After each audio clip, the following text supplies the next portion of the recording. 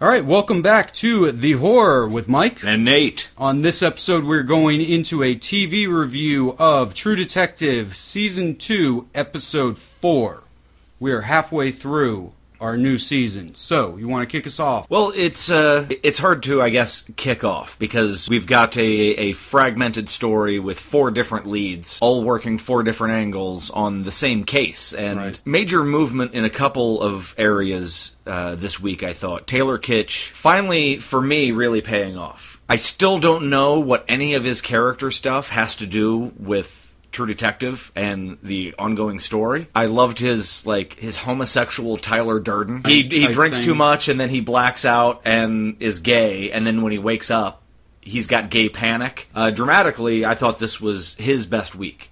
Yeah, and like I said, nothing's changed, basically, which is what I think is too bad, is he impressed me, I think I said, from the first episode. Yeah, you've been much bigger on him than I have. He's continued to stay that impressive. Like, he's better than I thought he could be, but he's kind of bland. Mm-hmm. Rachel McAdams she's a great team player, but again, she's bland. She's not shining. No, and it's what I was saying is I really do think that Nick Pizzolatto is he's doing them justice as a writer. I just think that they're bland actors and they're not letting that sink in. It's always, I'm too tough for this. I'm Batman, Taylor Kitsch, and I'm too tough to let any of it bother me.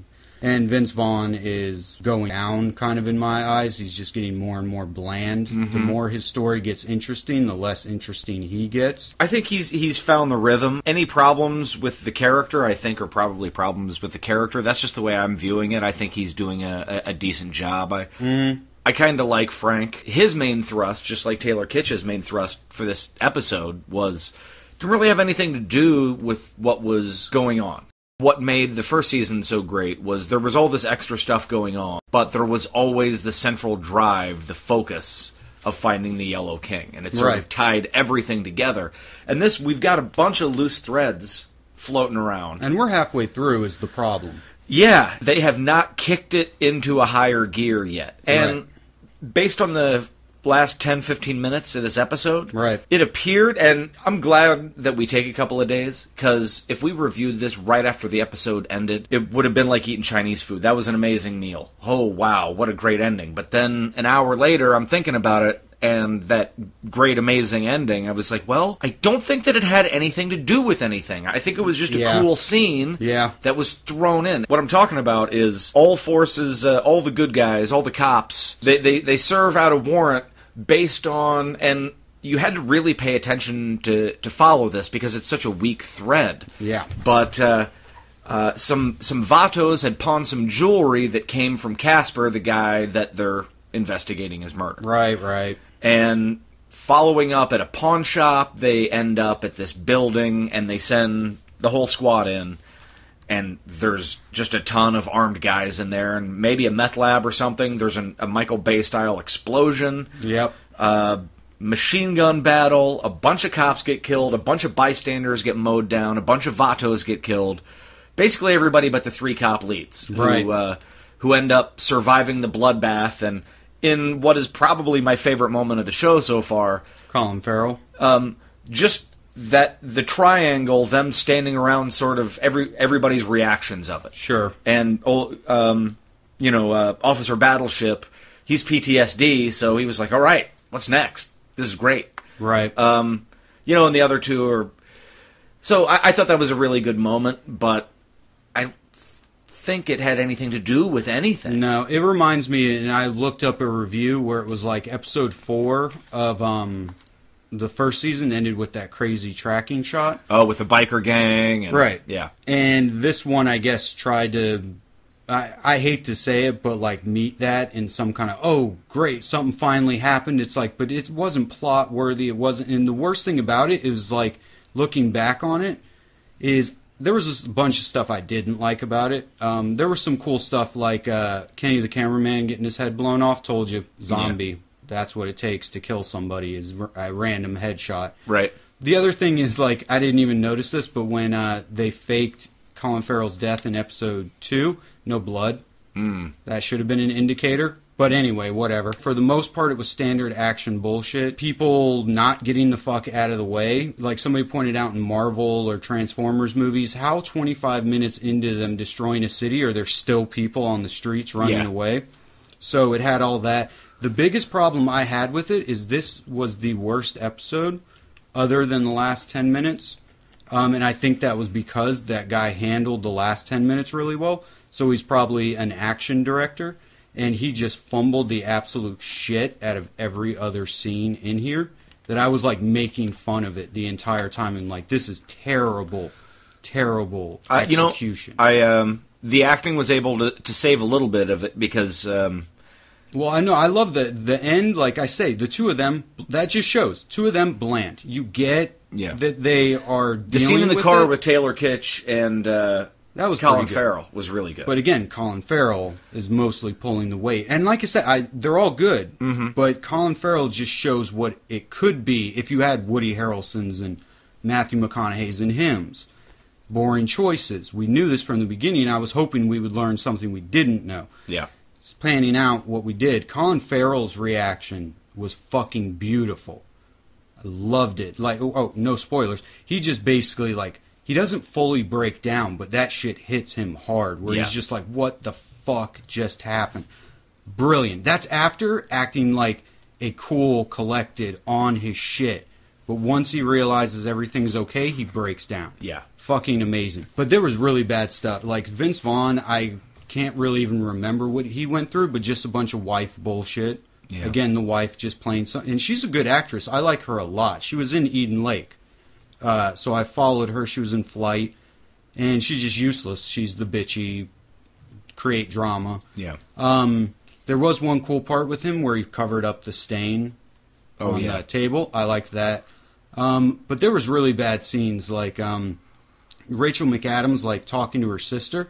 I almost turned this bullshit off, where she's like, how can I remember those memories from so long ago, but I can't remember what I did last week. And Rachel McAdams is like looking at this little bauble and turned away from her with that serious fucking face she always has. And she's like, well, some memories you don't remember. Some memories remember you. I'm like, fuck you. Yeah. Like, even for a noir, fuck you. Yeah. So that pissed me off. Her sister has a moment where she's like, 3 weeks and I'm done with this.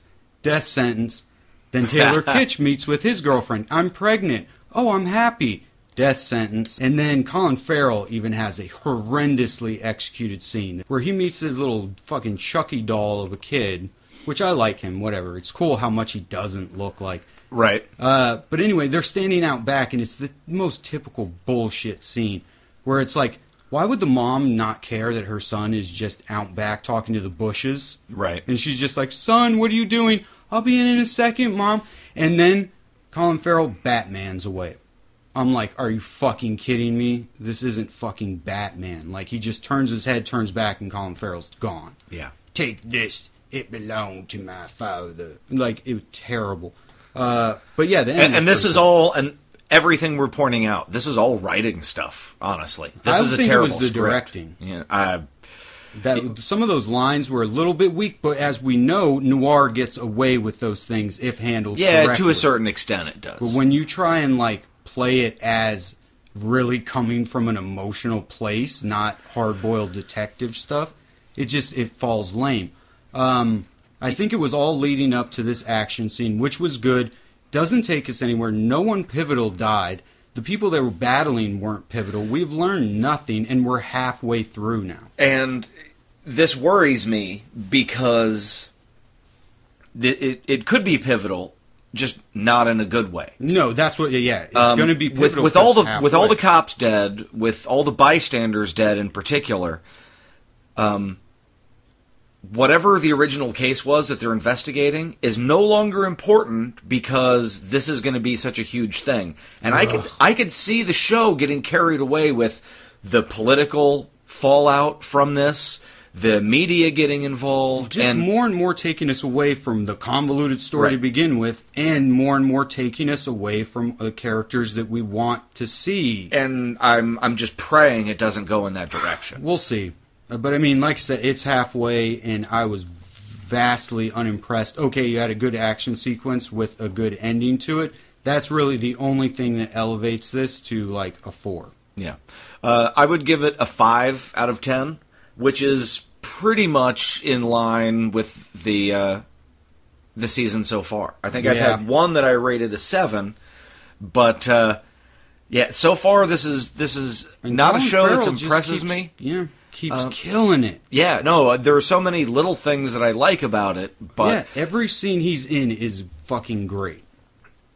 But if this was True Detective Season 1, there would never have been a True Detective Season 2. Nope. Because just everything else aside, they're 2 different shows, but one of them was special, and one of them is cop drama. Is a cop drama, and that's it. I mean, it's way not even too many characters. It's not even a great example of a cop drama. It's so far it's pretty good. Like, I can't even say that it's good. It's pretty good. I wouldn't be watching if it weren't for Colin Farrell, and I was hyped after last week. I would not watch next week's if it weren't for us recording Colin Farrell and hoping that it gets better. Yeah, definitely. Faith on part 1. So, great, really cinematic ending that was pointless. Yeah. Just watch the last 10 minutes. It's pretty cool, but nothing you haven't seen before. And that's really the takeaway from the episode. That's the one part that's worth watching, is the part that you just know doesn't have anything to do with anything. So hopefully next week when we come at you with the review of episode 5, we're going to be in much brighter spirits and commenting on a much better episode. Yep. I think we're both locked into seeing this season through. But, absolutely. But I'm with you. Like, and even if the season's terrible, part 1 was good enough that I'll even give him a season 3. Sure. That doesn't mean I'm ever going to suck his dick. I'll give him the benefit of the doubt, but I'm judging this shit on what it is and wah, wah. Speaking of True Detective Season 3, I've actually recorded something on that I'm going to send to you, and we should talk about that. Anybody else out there has ideas or speculation on where True Detective is going this season or in future seasons? Get at us. We're on all forms of social media, at FrightFlix, and you'll find that on Twitter and on Facebook. Look for our other reviews, all the previous True Detective episodes. We're also currently covering Scream, which is probably the newest episode review is available now, so you can just scroll over after we wrap up here and listen to the new Scream. We put True Detective and Scream episodes up every Thursday night, so check back with us, guys. All right, until next time, this has been The Horror. I'm Nate. I'm Mike. See you later, guys.